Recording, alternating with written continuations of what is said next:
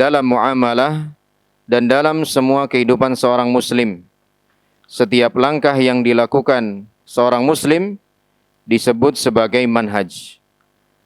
Adapun akidah, maka yang dimaksud dengannya adalah pokok iman, makna dua kalimat syahadat dan konsekuensinya. Inilah makna akidah. Sehingga manhaj itu cakupannya lebih luas daripada akidah karena mencakup berbagai sektor bagian di dalam agama ini. Manhaj kita di dalam berakidah, manhaj kita di dalam beribadah, manhaj kita di dalam bermuamalah, manhaj kita di dalam berdakwah, itu jadi luas sekali cakupannya. Karena manhaj itu maknanya adalah jalan, thariqah, metode. Sementara akidah sendiri ada dalam salah satu cakupan manhaj tersebut, ya. Dan akidah sendiri masih lebih luas cakupannya dibandingkan dengan tauhid. Akidah sendiri cakupannya masih lebih luas dibandingkan dengan tauhid. Jadi paling luas itu manhaj, mencakup berbagai macam sektor di dalamnya, ada akidah, ibadah, akhlak, muamalah, dakwah. Nah, di dalam satu poinnya akidah di sini cakupannya juga luas lagi. Salah satunya masalah tauhid, keimanan kepada Allah, ya. Walaupun seringkali saling menggantikan nama antara akidah dengan tauhid. Tapi kalau mau lebih rinci lagi, maka akidah cakupannya masih lebih luas dibandingkan tauhid. Karena akidah itu nanti masih ada bahasan tentang akidah kita tentang nama dan sifat Allah Subhanahu wa taala. Akidah kita tentang sahabat-sahabat Nabi sallallahu alaihi wasallam. Akidah kita tentang ummahatul mukminin. Akidah kita tentang Al-Qur'an, kalamullah atau bukan. Akidah kita tentang syafaat Nabi SAW. Jadi akidah sendiri cakupannya lebih luas daripada tauhid. Sementara manhaj ada yang ada di atas akidah, ada lebih luas lagi daripada akidah tersebut. Jadi manhaj banyak cakupannya, salah satunya akidah. Kemudian akidah banyak cakupannya, salah satunya tauhid, ya. Walaupun seringkali kita dapati antara akidah dengan tauhid ini saling menggantikan, ya. Pembahasan tentang akidah ternyata yang dibahas tentang tauhid saja, ya. Padahal akidah itu luas cakupannya. Pembahasan tentang tauhid, ternyata yang dibahas adalah masalah akidah iman kepada Allah, dan memang seperti itu. Ya, jadi ada yang lebih luas, ada yang lebih sempit cakupannya. Nah, ini perbedaan antara manhaj dengan akidah yang dijelaskan oleh Syekh Shalih Al-Fauzan hafizahullah taala. Nah, bagian inilah yang pertama kali wajib dibenahi. Masalah manhaj dan akidah. Karena kalau manhajnya belum benar di dalam beragama, ya, maka nggak akan sehat-sehat, ya, kaum muslimin. Ibarat orang mau sehat, ya, yang dibenahi apanya? Pola hidupnya, manhajnya, ya, manhaj hidupnya. Mulai dari manhaj dia mengkonsumsi berbagai macam makanan itu diatur, ya. Kemudian pola istirahatnya, pola aktivitasnya itu diatur semuanya, ya. Jadi polanya dulu yang harus dibenahi. Nah, pola itu kalau dalam beragama ya manhaj itu sendiri, ya, manhaj itu sendiri. Jadi bagaimana cara kita beragama, bagaimana cara kita memahami Al-Quran dan As-Sunnah, ya sesuai dengan manhajnya para sahabat ridwanullahi alaihim jami'a. Karena seluruh nabi dan rasul alaihim assalatu wassalam yang diutus oleh Allah Ta'ala kepada umatnya, mereka semua memulai dakwahnya dengan tauhid, ya. Hatta Nabi Nuh alaihissalam, rasul yang pertama, juga dakwah tauhid dulu yang dimulai. Hatta Nabi Lut alaihissalam yang kaumnya masyhur dengan penyimpangan orientasi seksualnya, itu tetap hal yang pertama didakwahi adalah masalah tauhid kepada Allah Subhanahu wa taala, ya. Allah Subhanahu wa taala berfirman, "Wa laqad ba'atsna fi kulli ummatin rasulan an i'budullaha wajtanibu at-taghut."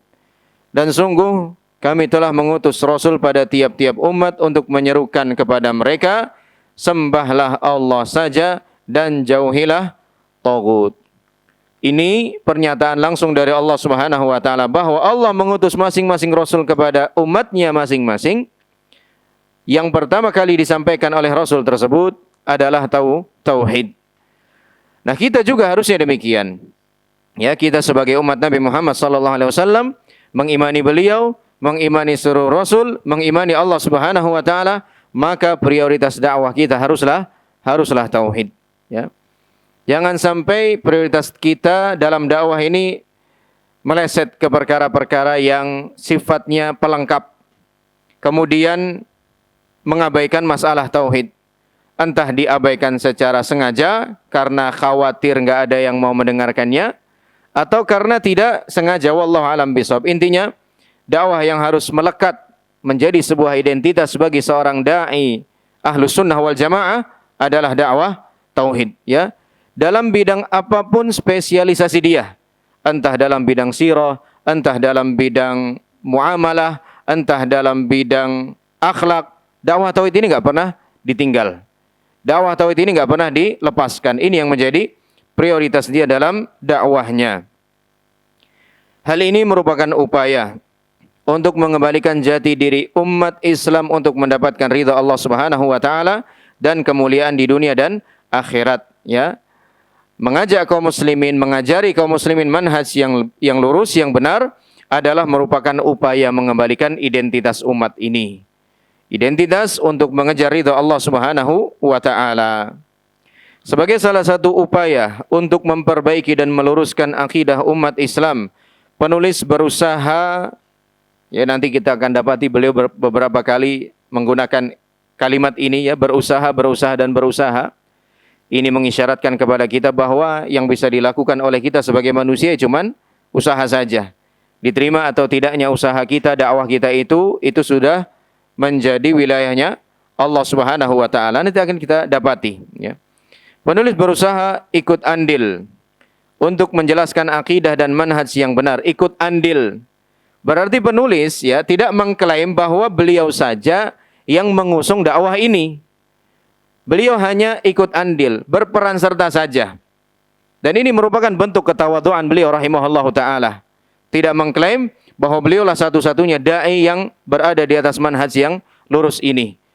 Yang kemudian ketika ada seorang awam yang tidak mau mendengarkan beliau, berarti bukanlah seorang ahlu sunnah, berarti bukanlah seorang salafi. Tidak demikian, ya. Ini merupakan ungkapan ketawaduan beliau rahimahullahu taala yang patut menjadi teladan bagi kita. Kita semua, ya, yang aktif dalam dunia dakwah ini pahami betul, sadari betul bahwa posisi kita cuma berperan serta saja. Ya, kita bukan bukan pemain inti begitu, ya. Kita bukan pemain inti, kita hanya ikut andil saja. Yang bisa kita lakukan ya seperti ini, ya itulah andil kita.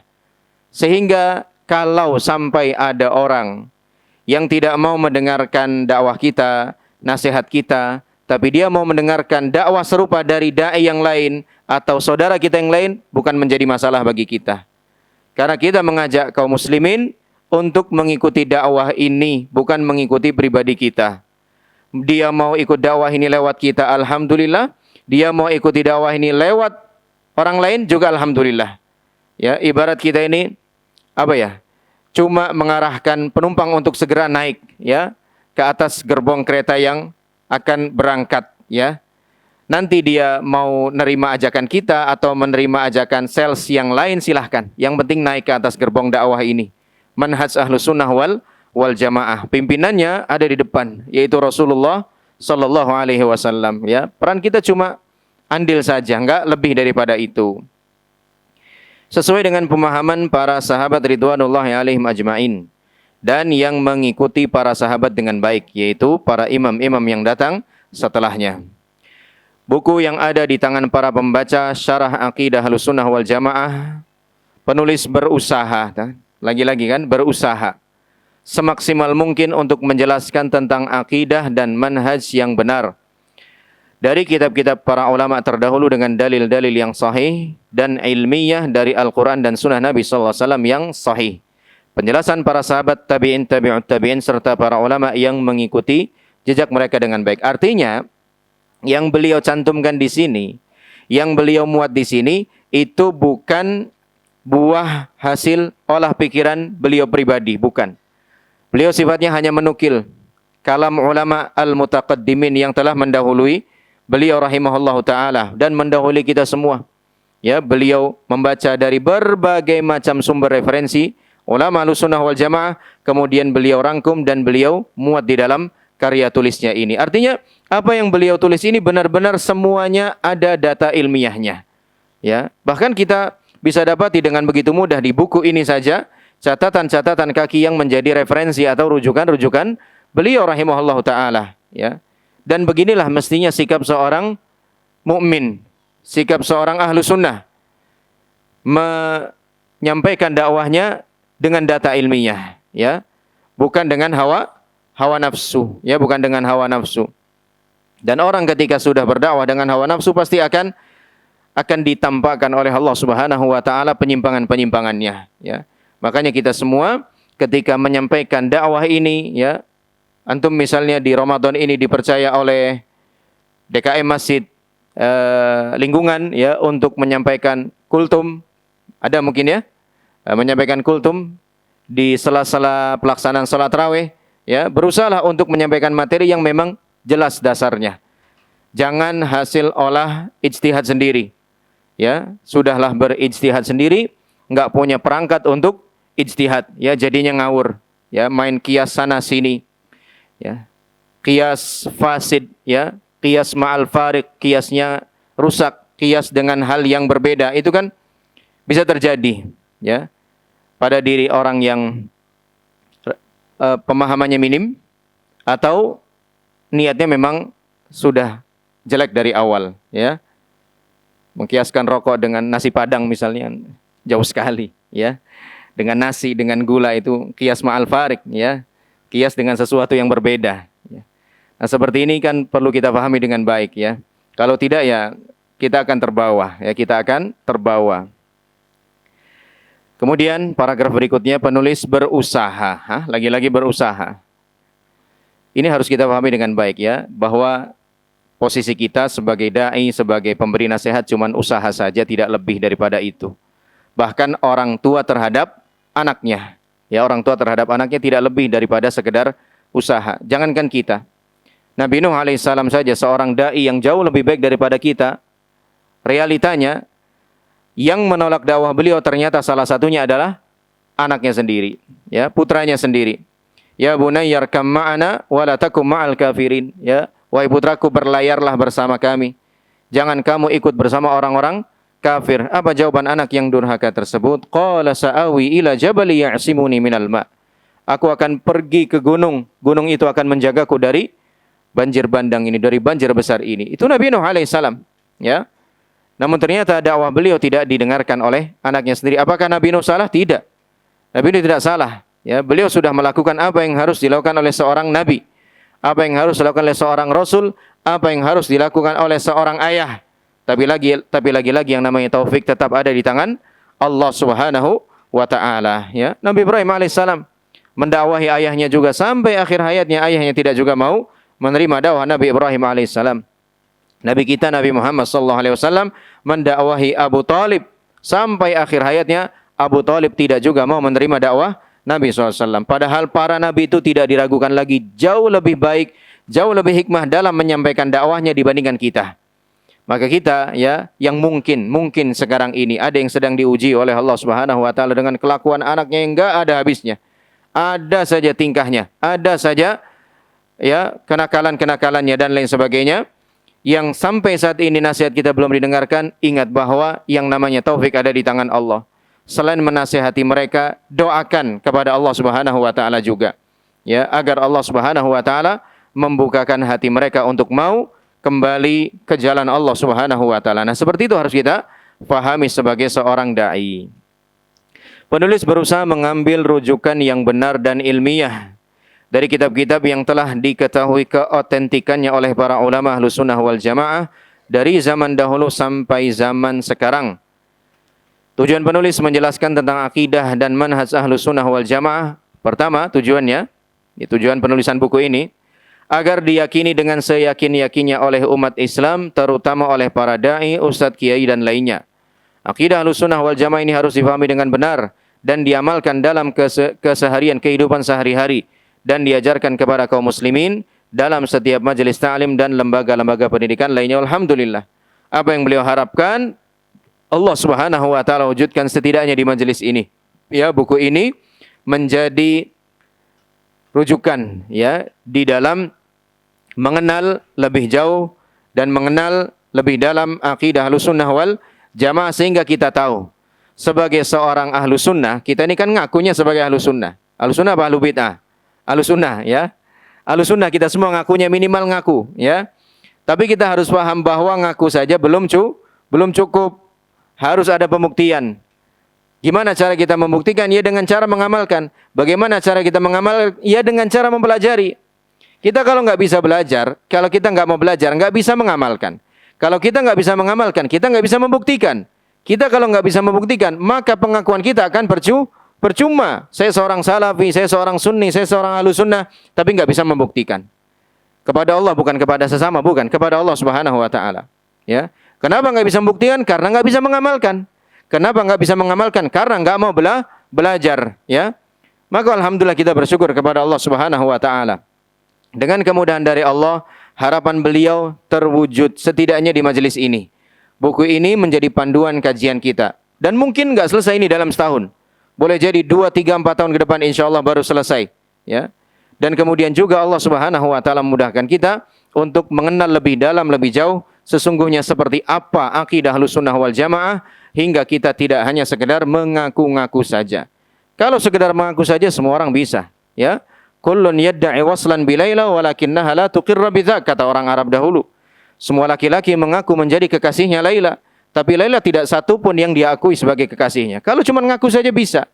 Bahkan orang Yahudi dan Nasrani pun mengakunya enggak tanggung-tanggung. Wa qalatil yahudu wan nasara nahnu abna'ullahi wa ahibba'uh. Orang Yahudi dan Nasrani mengaku mengklaim, kami ini adalah kekasih-kekasihnya Allah, kami ini adalah anak-anaknya Allah Subhanahu wa taala. Itu cuma ngaku saja orang Yahudi sama Nasrani juga bisa, ya. Tapi apakah pengakuan mereka diterima? Tidak, ditolak mentah-mentah oleh Allah Subhanahu wa taala. Qul falima yu'adzibukum bidzunubikum. Sampaikan kepada mereka wahai Muhammad SAW, kalau memang kalian itu adalah kekasihnya Allah, anak-anaknya Allah, kenapa kalian disiksa, diazab oleh Allah Subhanahu wa taala? Katakan itu kepada mereka supaya mereka berpikir. Bal antum basyarun mimman khalaq. Kalian itu tidak lebih, ya, hanya manusia biasa sebagaimana manusia lain yang Allah ciptakan. Kalau cuma ngaku saja semua orang bisa, tapi yang penting bukanlah sekedar pengakuan, akan tapi adalah pembuktian kita di hadapan Allah Subhanahu wa taala. Kemudian tujuan yang kedua, tadi tujuan yang pertama agar diyakini oleh kaum muslimin. Tujuan yang kedua, buku ini sebagai bantahan, ya, kepada orang atau kelompok atau jamaah yang telah menyimpang jauh dari akidah Ahlussunnah wal Jamaah dan manhajnya. Namun, ya, mereka mengaku atau bersembunyi di balik nama pengikut Ahlussunnah wal Jamaah atau pengikutnya Imam Syafi'i, ya. Kalau yang bagian kedua ini jelas beliau mengkhususkan untuk kaum muslimin di negeri kita, ya, karena memang negeri kita ini kan kita mengklaim adalah bermadhab Imam Syafi'i seperti itu, ya. Artinya seakan beliau mengatakan, kamu itu kalau benaran bermadhab Imam Syafi'i, kenapa akidahmu berbeda dengan akidahnya Imam Syafi'i, ya? Yang kamu ambil cuma fikihnya saja, akidahnya Imam Syafi'i enggak kamu ambil. Loh kenapa? Apa Imam Syafi'i akidahnya salah sampai enggak kamu ambil? Ya, seakan beliau menyampaikan begitu kepada orang-orang yang bersembunyi di balik nama besarnya Imam Syafi'i rahimahullahu ta'ala. Pengakuan dan dakwaan mereka tidaklah benar. Bagaimana mungkin mereka dikatakan sebagai Ahlussunnah wal Jamaah dan pengikut Imam Syafi'i, sedangkan mereka masih tetap melakukan perbuatan syirik dan bid'ah, ya? Padahal Imam Syafi'i tidak melakukannya, tidak melakukan perbuatan syirik dan bid'ah tersebut, ya. Bahkan tadi siang, ya, ada sebuah video lewat, ada seorang kiai, ya, atau ustadz yang masyhur, ya, di negeri kita ini, ditanya sama, ya, ini tentu pertanyaan yang sudah diskenarokan memang, ya, pertanyaannya sudah disusun, kemudian ustadznya tersebut yang menjawab. Kenapa sih ya orang-orang Wahabi itu ya, nyebutnya kan Wahabi ya, begitu alergi sekali dengan jimat ya. Kata Ustaz ini ya karena mereka ini memahami agama dengan setengah-setengah katanya. Ya, padahal sampai sebegitu nekatnya kalau kata ana. Padahal banyak sahabat yang profesinya sebagai dukun. Ya, juga menggunakan jimat katanya. Nanti kalau yang mau videonya ana bisa share insyaallah lewat Mas Zaki insyaallah, ya. Ya. Seperti itu katanya. Kemudian dia membawakan hadis Nabi sallallahu alaihi wasallam. Ketika para sahabat bertanya tentang masalah ruqyah, ya. Jampi-jampi, mantra-mantra dan lain sebagainya, ya. Kemudian Nabi sallallahu alaihi wasallam kan mengomentari, ya. La ba'sa bihi, la ba'sa birruqa ma lam yakun syirkan, ya. Tidak mengapa dengan jampi-jampi itu selama tidak ada kesyirikan. Tapi dalam entah dia menerjemahkan, entah dia menjelaskan, dia tambahkan kata jimat, ya. Tidak mengapa dengan jampi-jampi, bacaan itu, jimat-jimat selama tidak ada kesyirikan. Loh, jimat nggak ada syiriknya. Dari mana jimat nggak ada syiriknya? Ya, jimat itu minimal syirik kecil minimalnya itu. Ya, ketika dia diyakini sebagai sebuah sebab saja. Penentunya tetap Allah. Ya, misalnya naudzubillah atau bukan lah, orang lain lah ya, naudzubillah ya, orang lain meyakini pensil ini jimat. Ya, dia bilang ini cuma sebab aja. Apa bahasanya orang? Ikhtiar ya. Orang bahasanya orang ikhtiar ya. Cuman ikhtiar aja. Saya tetap yakin kok yang bikin sembuh saya itu Allah bukan pensil ini. Ya. Bukan paku emas ya atau apalah ya. Biasanya tuh. Bukan ini. Saya cuman ikhtiar aja. Nah, yang seperti ini para ulama menjelaskan ini syirik kecil. Ya. Karena meyakini jimat sebagai sebab. Padahal Allah tidak pernah menjadikan dia sebagai sebab. Entah sebab syar'i, entah sebab kauni. Ya, tapi kalau meyakini jimat ini sebagai penentu, bukan lagi sebab, ya, penentu kesembuhan, penentu apalagi larisnya dagangan, ya, kesuksesan dan sebagainya, keselamatan, maka ini jatuhnya dalam syirik besar. Dibilang jimat nggak syirik, gimana ceritanya? Jimat itu minimal syirik kecil, ya, karena meyakini suatu hal sebagai sebab, padahal dia bukanlah sebab, itu syirik kecil, tidak sampai syirik besar. Dan syirik kecil pun tetap berbahaya. Ya, jangan terjebak dengan sebutan kecil ya, seolah-olah bisa sepelekan.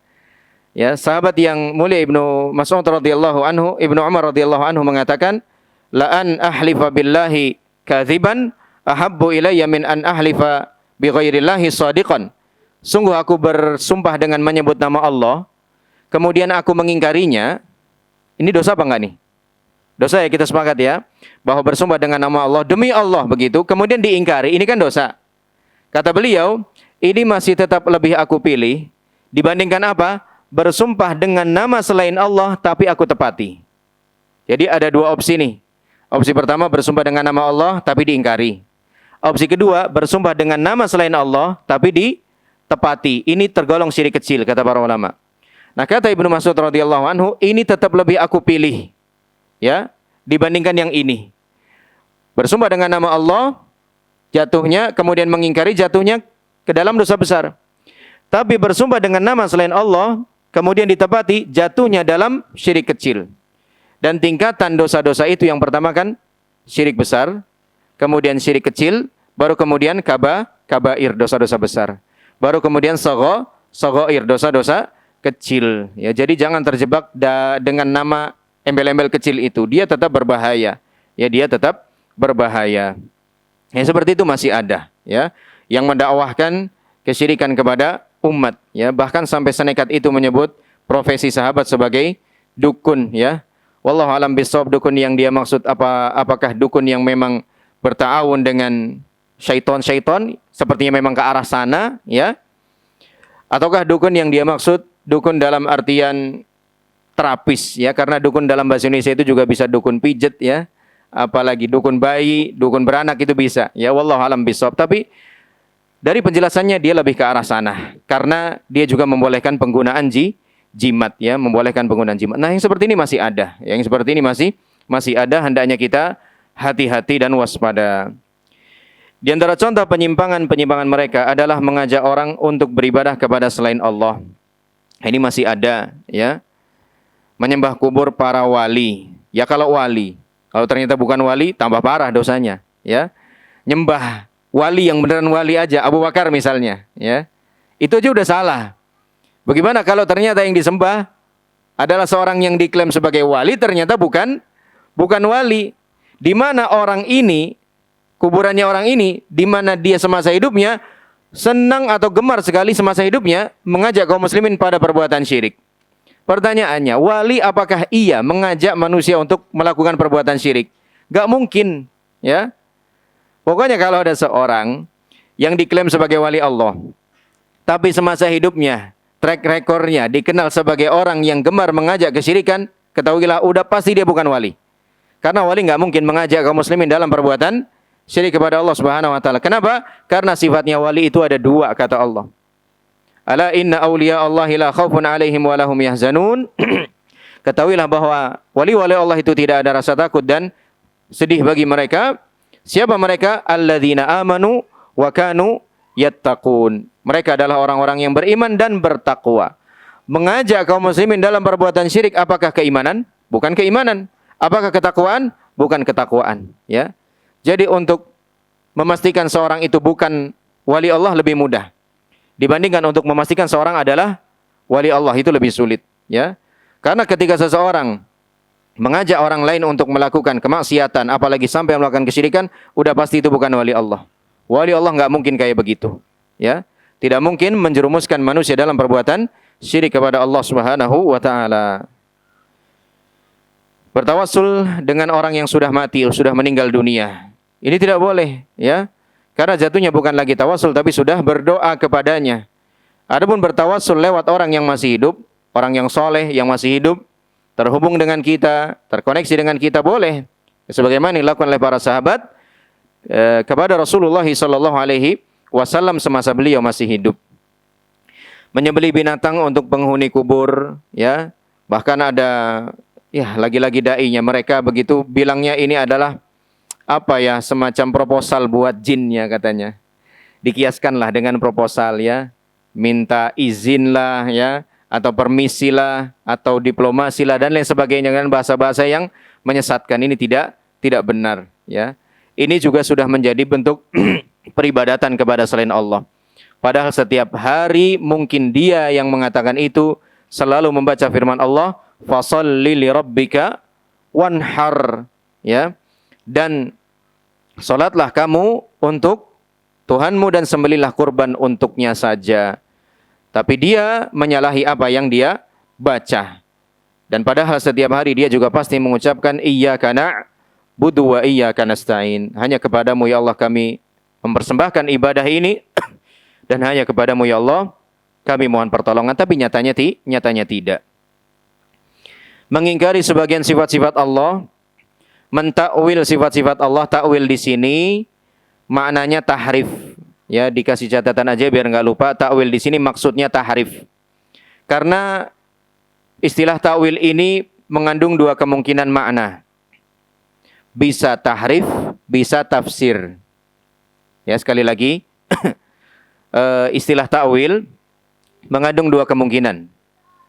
Bisa jadi tahrif, bisa jadi tafsir. Yang beliau maksud di sini tahrif, bukan tafsir. Apa makna tahrif? Tahrif artinya adalah mengubah makna, mengubah-ubah makna. Ya, tangan jadi kekuasaan, kekuatan misalnya. Apalagi bersemayam atau istiwa, ya, istiwa jadi istila, ya, berkuasa. Ya, walaupun ada sebagian asatidah yang mengkritisi penerjemahan istaula dengan bersemayam, ya. Karena dalam bahasa Arab istawa yastawi, ya, ar-Rahmanu 'alal 'arsy istawa. Dalam bahasa Arab istawa artinya itu ala wartafa'a, ya, meninggi dan ke atas, ya. Adapun bersemayam maknanya bukan meninggi dan ke atas, ya. Makanya sebagian asatidah, ya, mengkritisi penerjemahan istawa dengan bersemayam, ya. Terlepas dari sisi penerjemahan, istawa sendiri dalam bahasa Arab maknanya adalah ala war tafa'ah, ya, ke atas dan meninggi, ya, ke atas dan meninggi. Nah, ini makna istawa yang sesuai dengan bahasa Arab. Tapi ditakwil, ditahrif. Jadi istaula, berkuasa. Nah, ini juga hal yang masih menjadi penyimpangan di antara kaum muslimin yang masih terjadi sampai sekarang. Adapun takwil bermakna tafsir, maka ini tidak kita ingkari. Karena tafsir benar maknanya, ya. Misalnya sebagaimana doa Rasulullah sallallahu alaihi wasallam kepada Allah buat Ibnu Abbas. Allahumma faqihhu fid din wa 'allimhu at-ta'wil.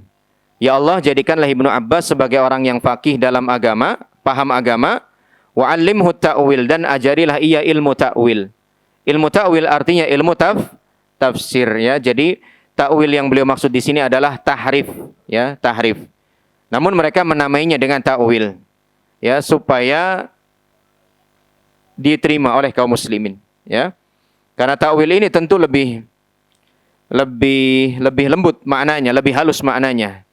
Karena ta'wil pada dasarnya bermakna tafsir, tapi digunakan untuk makna tahrif, ya, tapi digunakan untuk menutupi hakikat tahrif, ya. Pengakuan dan perbuatan mereka adalah kebohongan dan kepalsuan yang harus diralat, dikritik, dibantah dan diluruskan agar umat Islam tidak tertipu dengan ajaran dan propaganda mereka. Karena sesungguhnya akidah Imam Syafi'i bukanlah akidah Asy'ariyah yang mentakwil sifat Allah Subhanahu wa taala, ya. Bahkan Imam Syafi'i mengatakan ketika beliau ditanya tentang sifat Allah Subhanahu wa taala dan apa yang harus kita imani, beliau berkata, Lillahi ta'ala asma'u wa sifatun ja'a biha kitabuhu wa akhbara biha nabiyyuhu ummatahu la yasa'u ahadan min khalqillah qamat alaihi al-hujjah radduha li'anna al-Qur'ana nazala biha.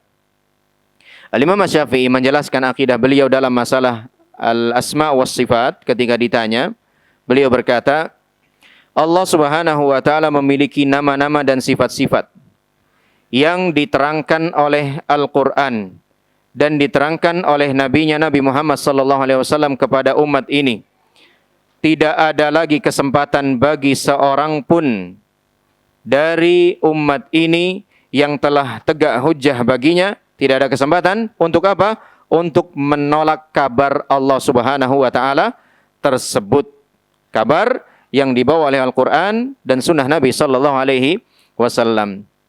Maka akidah Al-Imam Syafi'i rahimahullah ta'ala dalam masalah Ahlussunnah wal Jamaah adalah menerima semua nama dan sifat-sifat yang Allah Subhanahu wa taala sampaikan di dalam Al-Qur'an atau disampaikan oleh Rasulullah sallallahu alaihi wasallam di dalam as-sunnah. Tidak menolaknya sedikit pun. Bahkan beliau menegaskan itu dalam akhir perkataannya, wala yasa'u ahadan min khalqillahi qamat alaihil hujjah radduha. Tidak ada kesempatan bagi seorang pun yang hujjah sudah sampai kepadanya untuk menolak kabar-kabar Allah Subhanahu wa taala tersebut. Kabar tentang al-asma, kabar tentang as-sifat, ya. Nah, ini akidah Ahlussunnah yang sesungguhnya sebagaimana sudah diterangkan oleh Imam Asy-Syafi'i rahimahullahu taala. Akidah Imam Asy-Syafi'i adalah akidah Ahlussunnah wal Jamaah. Akidah salaf mengikuti Al-Quran dan As-Sunnah menurut pemahaman para sahabat. Beliau rahimahullah adalah seorang muttabi', orang yang mengikuti Rasulullah sallallahu alaihi wasallam, bukan seorang mubtadi', pembuat kebid'ahan. Dan beliau tidak mentakwil sifat-sifat Allah. Beliau rahimahullah mengajak umat untuk mentauhidkan Allah Subhanahu wa taala dan menjauhi perbuatan syirik kepada Allah Subhanahu wa taala. Syarah aqidah Ahlussunnah wal Jamaah sangat penting sebagai petunjuk bagi kaum muslimin, terutama bagi para dai, ustadz, kiai ataupun tuan guru yang mengaku pengikut atau penganut mazhab Imam Syafi'i namun mereka menyelisih akidah dan manhaj Imam Syafi'i. Mereka justru melakukan kesyirikan, kebid'ahan yang membuat mereka menyimpang dari jalan yang lurus, bahkan membuat mereka sesat karena perbuatan syirik dan bid'ah yang mereka lakukan telah merusak agama Islam. Nas'alullaha as-salamata wal afiyah. Semoga Allah Subhanahu wa taala memberikan petunjuk kepada mereka ke jalan yang benar dan mengembalikan mereka kepada as-sunnah. Semoga Allah Subhanahu wa taala memberikan petunjuk kepada kaum muslimin yang masih melakukan perbuatan kesyirikan, kebid'ahan, kemaksiatan agar mereka kembali kepada tauhid sunnah dan senantiasa taat kepada Allah dan Rasulnya. Mudah-mudahan Allah mewafatkan mereka, kita semua dalam keadaan husnul khatimah. Nah, adanya doa seperti ini menunjukkan insya Allah wala nuzaki 'alallahi ahada, keikhlasan beliau di dalam mendakwahkan akidah Ahlussunnah wal Jamaah. Ya. Karena yang beliau lakukan bukan cuma menjelaskan tapi juga mendoakan, dan ini merupakan karakteristiknya imam-imam Ahlussunnah wal Jamaah. Senantiasa mendoakan kebaikan untuk kaum muslimin, hatta mereka-mereka yang menyelisihinya. Hatta mereka-mereka yang memusuhinya tetap didoakan, ya. Bukan berarti beliau mengklaim telah paling bersih sendiri, paling benar sendiri, tidak demikian, ya. Kalau merasa benar, semua orang pasti merasa benar, ya. Itu sudah merupakan keniscayaan. Tapi yang menjadi poin utama di sini adalah beliau tidak bakhil untuk mendoakan kebaikan bagi orang-orang yang belum memahami kebenaran ini agar dipahamkan oleh Allah Subhanahu wa taala. Apa yang telah saya susun dalam buku ini mudah-mudahan bermanfaat bagi penulis, pembaca dan semua kaum muslimin, dan tidak lupa pula penulis mengucapkan terima kasih kepada para tullabul ilm yang turut membantu menyelesaikan buku ini. Mudah-mudahan Allah memberikan ganjaran yang terbaik kepada mereka. Apa yang benar dalam buku ini datangnya dari Allah Subhanahu wa taala, dan yang keliru adalah dari kesalahan penulis dan syaitan. Penulis memohon ampun kepada Allah yang Maha Pengampun lagi Maha Penyayang. Akhirnya penulis berharap kepada para pembaca memberikan nasihat yang baik apabila dalam buku ini terdapat kesalahan dan kekurangan. Mudah-mudahan Allah Ta'ala memberikan kepada kita ganjaran yang baik dan menunjukkan jalan yang hak. Beliau juga masih berdoa untuk dirinya sendiri dan kita semua, ya, tidak mengklaim bahwa beliau sudah bersih, sudah suci, tidak. Tetap masih dalam usaha, tetap dalam upaya hingga Allah Subhanahu wa taala telah mewafatkan beliau, ya. Dan tidak ada salahnya kita juga menjadikan beliau sebagai salah satu teladan kita, ya, dalam dakwah dan dalam menyampaikan kebenaran. Beliau tidak pernah takut dalam menyampaikan kebenaran, ya, tidak pandang bulu ketika harus menyampaikan kebenaran ini terhadap umat Islam, karena yang menjadi fokus beliau hanya sekedar menyampaikan, bukan mencari perhatian umat, ya. Terserah diterima atau tidak, itu bukan menjadi fokus utama beliau atau bukan menjadi fokus beliau sama sekali. Semoga salawat dan salam terlimpahkan kepada Nabi Muhammad SAW, keluarganya, sahabatnya, dan orang-orang yang senantiasa mengikuti jejak mereka dengan baik. Wa sallallahu ala nabiyyina Muhammadin wa ala alihi wa tabi'ihim bi ihsanin ila yaumiddin. Alhamdulillahi rabbil alamin.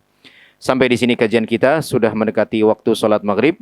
InsyaAllah kita teruskan pada pertemuan berikutnya pada bab yang pertama. Hadanallahu wa iyyakum ajma'in. Subhanakallahumma bihamdika asyhadu an la ilaha illa anta astaghfiruka wa atubu ilaik. Billahi taufiq wal hidayah. Wassalamualaikum warahmatullahi wabarakatuh.